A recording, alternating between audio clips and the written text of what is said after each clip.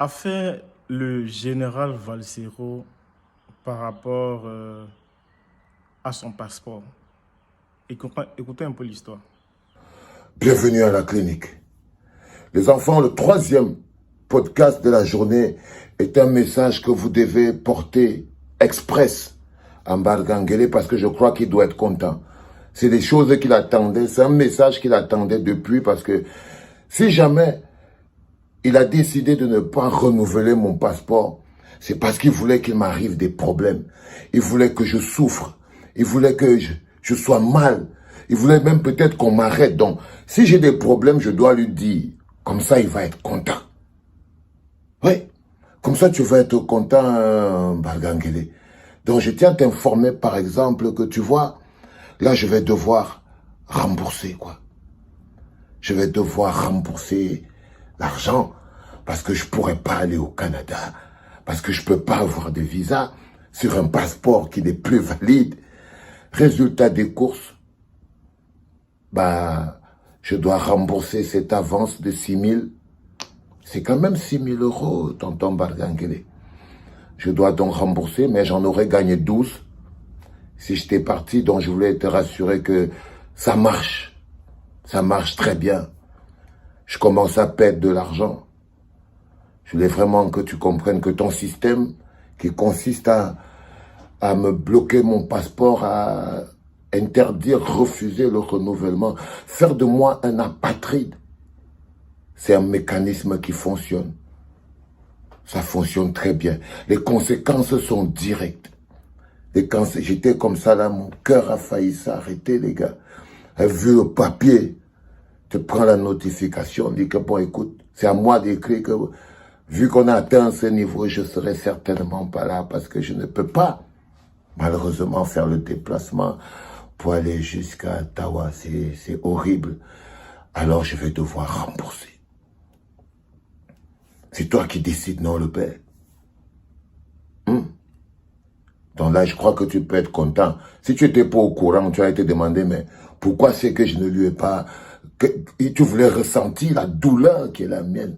Tu voulais ressentir ma souffrance, alors je vais te tenir informé de ça. Point par point. Là, c'est le premier point. Mais j'en aurai encore un autre parce que je devais aller aux États-Unis aussi. Et là, je devais demander un visa. Et l'heure de rembourser, l'argent va bientôt arriver. Et je vais encore me retrouver à devoir rembourser cet argent. Je vais encore me retrouver à devoir rembourser cet argent. Mais c'est pas seulement l'argent que je suis obligé de rembourser. Je perds aussi en crédibilité. Je perds aussi en crédibilité parce que du coup, je suis un artiste ou un conférencier qui n'est pas mobile. Tu vois, tu as réussi vraiment quelque chose de fort, Bargangele. Vous avez réussi quelque chose de fort. C'est-à-dire que je n'avais pas ce qui suffisait juste de m'enlever, de me faire apatride. Parce que je vous ai expliqué que pour fabriquer un apatride, c'est simple. Il faut juste lui enlever le passeport. Il faut juste lui enlever le passeport. Et je ne savais pas que c'était aussi simple. J'étais là, je parlais, vous allez me faire quoi, mais... Là, je voulais quand même vous faire comprendre que là, vous avez marqué un but qui est quand même puissant. Utiliser la machine de l'État, utiliser mon pouvoir de citoyen contre moi-même, me punir, me mettre dans une logique où tu vas apprendre à vivre, utiliser la broyeuse de l'État. Je ne savais pas. Je ne savais pas, elle faisait tout ça, je ne savais pas qu'on en arriverait là. Je ne savais pas qu'on en arriverait à un mécanisme d'apatridie. Je ne savais pas qu'on pouvait pousser le bouchon jusque-là. Mais les conséquences sont directes. Mais les conséquences sont directes, frère. Donc, je vais devoir souffrir fort. Je ne sais pas comment je vais régler ce problème. Je ne sais vraiment pas comment. C'est la première fois que mon cerveau, il a presque planté, quoi. C'est-à-dire... pour une fois, ça ne dépend pas de moi, quoi. Et ça me... mais ça m'énerve au point où vous n'avez aucune idée, les gars. C'est-à-dire, vous ne savez pas savoir, d'abord l'humiliation, à un moment, peut-être, tu vas faire le rang. On dit vraiment, tu dis que tu veux être un exilé et tout, on t'amène quelque part qu'on va te poser. La grosse humiliation, les gars. Alors, les amis, en ce qui concerne ce problème de Valsero, il faudrait bien que les autorités camerounaises s'y penchent.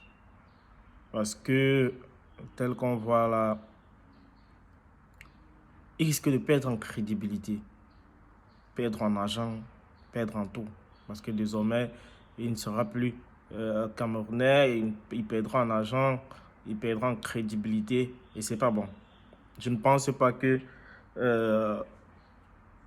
à la maison, quand un papa décide de nous fouetter, son objectif c'est de nous mettre à la porte. Non, son objectif c'est de nous châtier. Et si l'objectif de l'État ou alors de la DGSN était de châtier Valsero, je pense que c'est déjà un peu de trop. On est à plus de 4 mois quand même et normalement à plus d'un mois que l'affaire est sortie. Donc je pense que l'État devrait déjà penser à son cas. L'État devrait déjà penser à son cas. Parce que venir toujours tirer sur l'État, sur les réseaux sociaux, franchement, pour un pays comme le Cameroun, qui regorge beaucoup d'intellectuels, qui regorge beaucoup de génies, ça fait mal. Ça fait mal que nous qui sommes à l'étranger, partout où nous passons, nous brillons, on se vante de notre pays, mais quelques minutes après, sur Internet, on constate que le pays qu'on est en train de vanter, là, en réalité, c'est pas ça. On est en train de bluffer. Donc, monsieur Bagangele, vous avez compris le message du général Valsero. S'il vous plaît, nous les Camerounais, nous vous le demandons, pardonnez, quel qu'en soit ce qu'il a fait. Il faut pardonner et remettez-lui ce qui lui est de droit. Parce qu'il a le droit d'avoir le passeport. Vous voyez, il a perdu déjà 6 000, 12 000. Il va encore perdre pour les États-Unis et ainsi de suite. Est-ce que vous gagnez quoi en punissant cette personne? Il vous a beau insulter, même si ce qu'il dit est souvent vrai. Il vous a beau insulter. Mais pourquoi l'empêcher de jouir de son droit de citoyenneté, de citoyen camerounais? Vous allez peut-être la lever la nationalité ou quoi que ce soit, vous n'allez pas lever son esprit de camerounésité qui coule en lui, qui règne en lui, son sang de camerounésité qui coule en lui. Non, franchement, on ne gagnerait rien. Surtout qu'il n'a pas pris notre nationalité comme les autres. Il n'a pas pris notre nationalité, il n'a pas enfreint la loi. Oui, il n'a pas enfreint la loi. C'est pas comme s'il avait pris notre nationalité et qu'on lui disait que bon, non, on n'accepte pas la double nationalité. Encore que l'autre, là, il faut mettre entre parenthèses. Mais bon, parlons du cas-ci.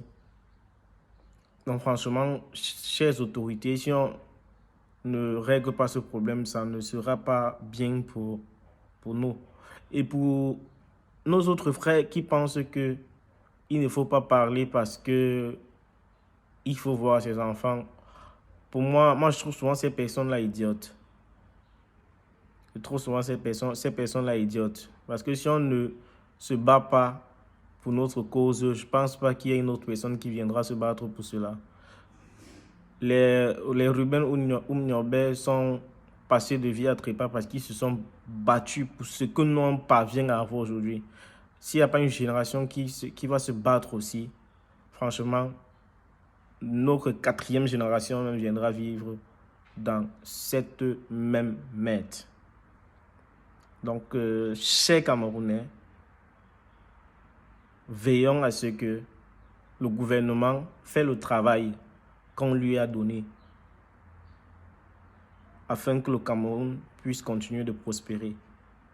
Parce que la matière grise, on en a. La matière première, on en a. Mais qu'est-ce qu'on en fait?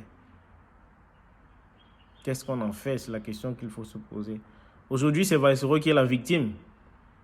Demain, ça peut être moi. Demain, ça peut être toi. Demain, ça peut être X ou Y.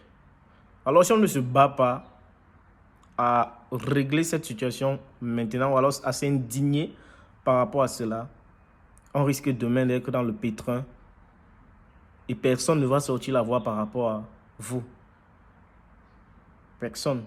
Parce que quand l'autre a eu ce problème, tu ne t'es pas gêné. Je ne dis pas qu'on va s'indigner par rapport à ce que demain ça peut nous arriver, mais on s'indigne parce que ce n'est pas normal. Ce n'est pas normal. Le passeport, c'est rien. J'ai une amie qui est partie au pays dernièrement. Elle a fait une vidéo en 2 jours.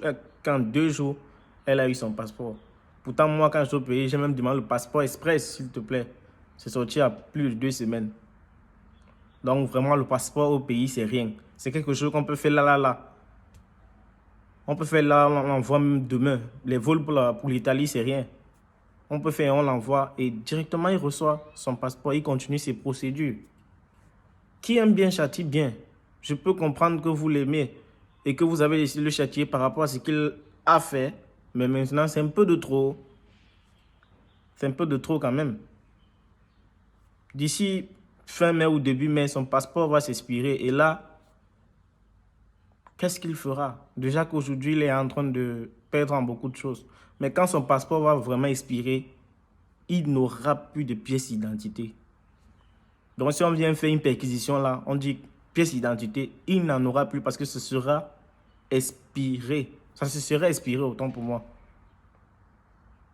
Donc, franchement, chers membres de l'État, chers gouvernements, essayez de vous pencher vraiment sur l'affaire Général Balsero et l'affaire de tous les Camerounais qui sollicitent un passeport et qui jusqu'à aujourd'hui n'en ont pas.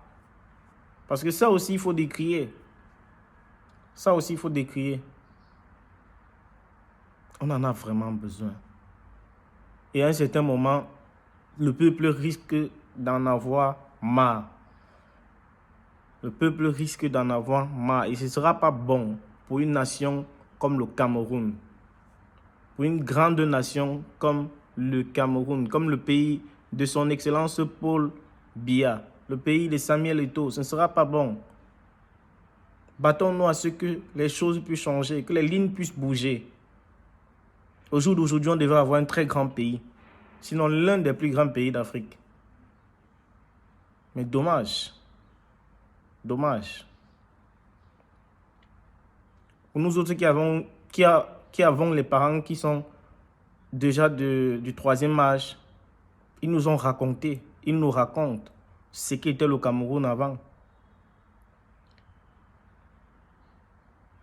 Franchement, c'est déplorable de voir le Cameroun à ce point encore. C'est très déplorable. Quand mon père me racontait souvent que la lutte que le Cameroun avait pris à une certaine époque, eux, ils ne pensaient pas que ça pouvait changer, que ça pouvait dégénérer. Mais bon, on fait avec. Mais battons-nous maintenant à ce que ça puisse changer. Battons-nous vraiment à ce que ça puisse changer.